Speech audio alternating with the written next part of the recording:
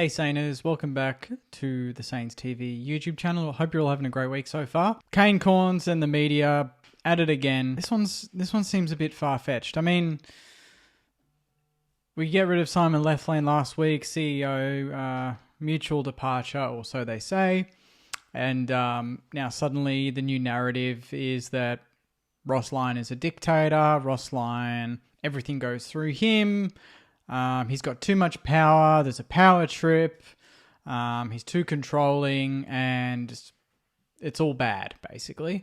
And this is all pretty much off the back of these articles. Like, you search Ross Lyon over the last 24 hours on Google, and you get these articles. One is Bet the House on Ross, the slow motion takeover at St Kilda.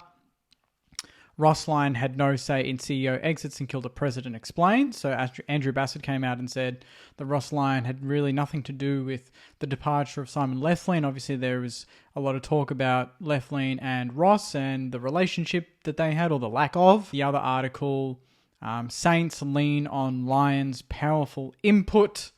That was on 9 News. And then SEN today, 6 hours ago, is Ross Lyon the most powerful coach in the AFL? And is that good for St Kilda? So that one's that. Then there was fears emerge over Ross Lyon after St Kilda sacking. Fears emerge. Firstly, where are the fears, if not just for the shoddy journalism that have unsubstantiated information that they are running as fact, saying that Ross Lyon, there is trouble developing. Like, this Coach Ross Lyon has quietly pulled off a coup at the Saints, and the development has raised a troubling issue for the club. No one has come out and said there is an issue. And anyone that knows anything about the club, anyone that goes to training, anyone that talks to anyone that goes to the footy club on a regular basis, will know that there's nothing there except just a coach that is coming in and doing a job. Remember, he came in, and of course we got him for this exact reason. We got him to make change. We needed this whole club to be Ross Lyon, so to speak. He needed to come in, be tough, be firm, set a standard, set expectations, and change the playing group, change the staff, change the club. And he's done all of that. If you gave me a list of everyone that has left in the time that Ross Lyon's been coach in the last 15 months, not one of them would I have kept. And I'm sure a lot of you watching would have agreed. Not one of them left, and I thought, damn, I'm surprised that he got rid of that assistant coach. Because if you look at the quality coming in, they're all better. We've got rid of the previous year's coaching staff, and he's brought in the guys that he trusts, that he knows can set a standard and deliver and get the job done. And all this talk of him being super controlling, not one of these people, like Kane Corns, he's saying this. He's not been to St Kilda training. He's not seen that Ross Lyon literally leaves Robert Harvey, Lenny Hayes, Goddard, Enright in charge of the drills. Obviously, Ross would help prepare, but he lets them run the show. Even last year when everyone was talking about what's the game plan, what's St Kilda's new game plan, what did he say? What did Ross Lyon say? He said, well, that was, I trusted my assistants to really develop that, and then I'll come in at the end. He never took full credit for it. He's leveraging everyone's knowledge. He doesn't just have a lot of yes men. I trust that every decision that they make is for the betterment of the club and to get us closer to a premiership, but to also make us more sustainable, beyond the 5 years that we have Ross Lyon and whether he stays for longer. But I feel like we're putting in a lot of foundation to really just, whoever comes in after Ross, whenever that may be, they're coming into a really well-oiled machine that has everything in place to go for the flag, to be successful, to be challenging for the top 4, the top 8 on a consistent basis. So to me, this is all very shallow arguments. The one here is pretty funny. Like, Kane Corns just goes, I'd be too scared to challenge Ross Lyon, because basically if you challenge Ross Lyon, you're going to get sacked. That's what he's saying. That's what he's implying. Concerns have been raised over the departure of St Kilda Chief Executive Simon Lethlean as details of Ross Lyon's power shift emerge. Details, they're framing it as if someone has contacted Fox Footy and leaked some piece of very confidential information that make Ross Lyon seem too controlling. But essentially, it's just Kane Cornes behind a microphone just saying what he feels. He's only been at the club for 14 months. And plenty of people, I'm sure, he constantly talks about the fact that he talks to different people in the industry, in the AFL world, in other sports, in other competitive sports, high-performance sports that allow him to kind of broaden his horizon and to see how other things work. I think he's learned from a lot of the mistakes from the past, whether it be at St Kilda or Fremantle, and I think he's back to make sure that he doesn't make the same mistakes again. And so far, you look at the development of our youth. I guess we've reinvested in the draft, just the general on-field performance, the off-field performance as well, and just training in general. Anyone watching this video, if you've been to training recently, just think about how training looked 2 years ago and the difference that you've seen.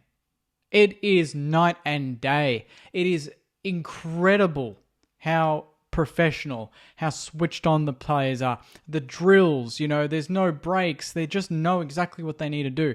It's such a well-oiled machine on training day. It is a sight to behold. I love going and watching.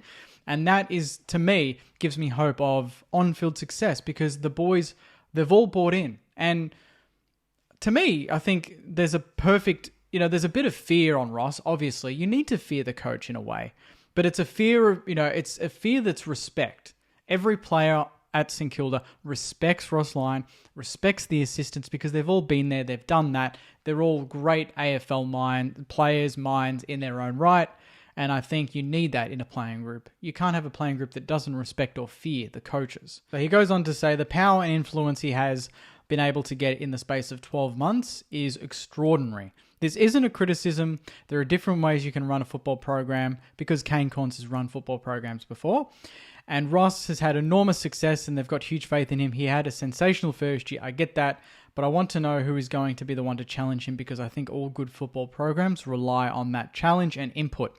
Like the football program at Port Adelaide where they basically just let Ken Hinkley, tread water, make finals, get knocked out, He seems to be challenged quite a bit. I don't know why this article, you could essentially remove Ross Lyon's name and input. It's a template. You could put any coach, any club in there for either one reason being there's too much power, we need to watch out. Does John Longmire have too much power? Who knows? But then you could put it in the opposite and say there's coaches out there that don't have enough power, that don't have enough respects, that don't have enough input in the overall running of a football club. A coach, to me, I think the coach the title and what comes with being a coach is changing. You look at managers in the EPL, you look at that. When a manager comes into a new football club that they're like an Ange Postecoglou for Tottenham, he would be bringing in his entire backroom staff, right? In the AFL, it's different. The coach gets the sack, but the backroom staff that was with the coach, they should be as liable in terms of being sacked as the head coach because they're part of his crew. Whatever they did and he did, they did as a group, and that got the results that meant it wasn't good enough, right? But here, you sack your coach, the backroom staff stay. So I love that Ross Lyon, he's not in and treading water. He's not giving them all another chance. They had their time previously with Ratton, with Richo, with Waters. They've had their run. He's come in and gone, I know the guys that I work well with and they share similar values, knowledge, and I've had success with them before. I'm going to bring them in. And he's brought in his backroom staff. And the final piece of the puzzle was perhaps the CEO. Simon Lethlean's been around for a while.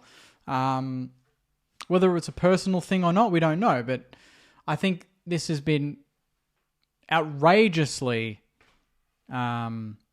exaggerated. And I think they're just trying to find a story because everything's looking pretty good for St Kilda at the moment. And they've just decided, well, what can we do? Well, okay, we're going to just pretend that Ross Lyon is the most powerful man in the world and anything, he's got his little wand and he's like, you're being sacked and you're being sacked and you're being sacked. why don't you talk about the changes that he's made and the people that have come in? Talk about the people that have come in.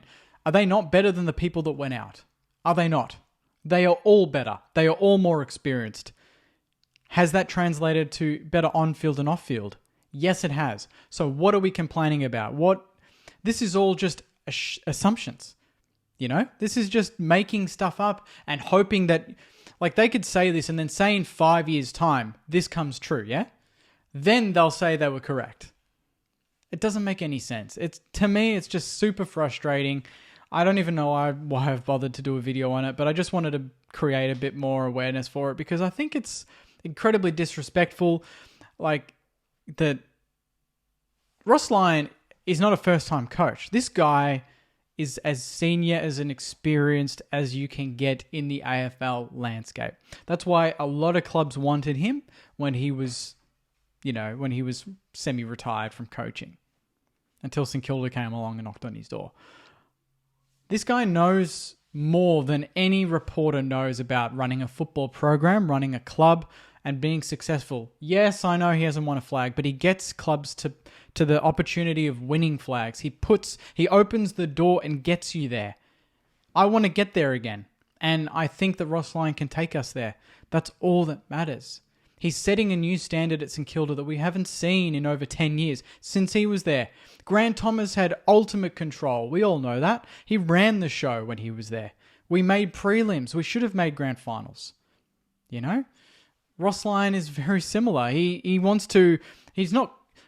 overseeing a lot of things like a manager, but I wouldn't say he's controlling everything. He leaves a lot for other people to run. There is a very, very smooth operation going at Moorabbin, and it's very frustrating for people on the outside that haven't even gone to training once in the last year to then communicate about Ross Lyon and how he runs things when you haven't even been there. You haven't even looked at the way he runs a training session at a very top line level. So, yeah, I just think it's a bunch of nonsense. I think that the same people that said, you know, it's great that St Kilda got Ross Lyon because X, Y, and Z, because he's got leadership skills. He's not going to take any shit. He's going to drive the players into the ground. He's going to set standards that if you deviate from them, you're not good enough, you're out. And at the same time, he's come in and in 12 months, say he's delivered on all those things. He's created standards. He's relentless. He's turning the club around and making sure that people that are there, people that are invested and want to do the best that they can to win a flag, ticking all the boxes. But now that's bad, you know? The same people that said he's here to do this, he's doing it, and then they're like, but maybe that's not good. And it's like, you can't win. You can't win, essentially. So that's my mini rant. I think it's ridiculous. I am very, very bullish and excited for the year ahead, and I think that we've needed someone like Ross Lyon for many, many years to come in and to rid the dead wood, whether it be the players. Look at the players that we traded and got rid of this year. I don't think any other coach would have done that. They would have been too sentimental. They would have given them another chance. And that's the thing is, how many chances do you want to give a player or an assistant coach or whatever? St Kilda's known for that. We've been too nice for too long.